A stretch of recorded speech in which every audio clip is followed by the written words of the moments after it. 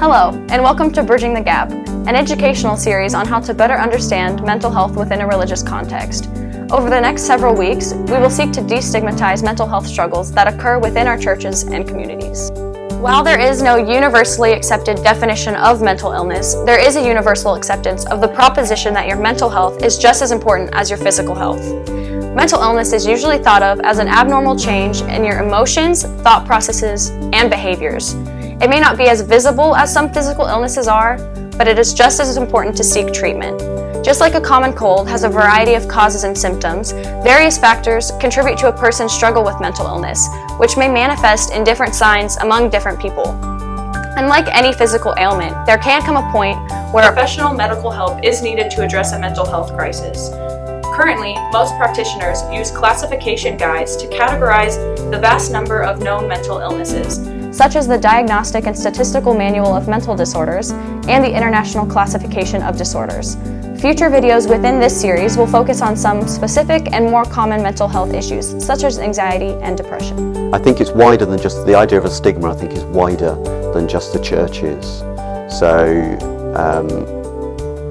within a family I know, it's a family that has been touched by poor mental health, sometimes quite serious poor mental health, and you don't have to go very far back in the generations before it was something that was never talked about.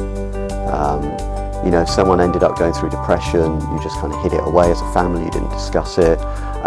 If someone, say, committed suicide, if it got to that level, then often their death would never be kind of spoken about, or they'd certainly never reveal that they committed suicide because of mental health problems.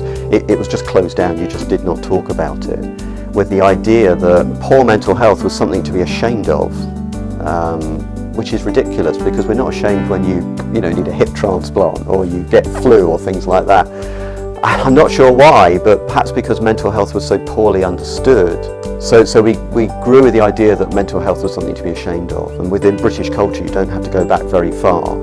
And so you will still have people of older generations who have that idea that mental health is something to be ashamed of, you don't talk about. I think within churches too, perhaps within British churches, that idea can still be prominent, because a lot of our churches are made up of the older generations who've perhaps carried those ideas. I think it's very different within the younger generation. And just with the idea that, as Christians, we're meant to be sorted. We've got Jesus. We've got all. We've got everything. So we're not allowed to be sad, or we're not allowed to be anxious, because if we're anxious or sad, we're not being a good Christian. And I think that's something we need to challenge as well, to recognise that we all go through difficult points in our lives, and it doesn't necessarily mean that we're not being a good Christian. As we've seen from the perspective of a minister, there is a current issue with mental illness being a stigma within church congregations. The stigma surrounding the discussion of mental illness has been known to lead to judgment and toxicity within congregations. One of the biggest aims of this series is to lessen that stigma so that other people coping with a mental health issue do not have the same experience that I did. I grew up in a Baptist church in Pennsylvania. It was a fairly traditional church with a really small congregation and a strict fundamental approach to sermons. When I was around the age of 11, I was dealing with some mental health issues that were the result of the death of a close relative and some bullying that was happening at my new school.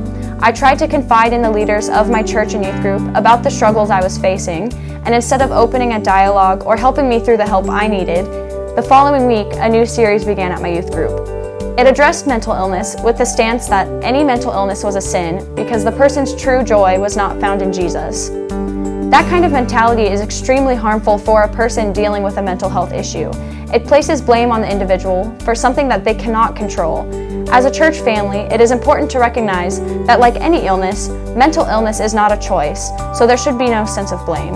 My story is unfortunately familiar to a lot of people who have felt judged by their religious community for their mental health. I do not believe that the judgment comes from a place of hate, rather a lack of education as to what mental illness is, who it can affect, and the process of recovery. By providing information about those facets of mental health to church leaders and members, we hope to help bridge the gap between mental health care and members of religious communities.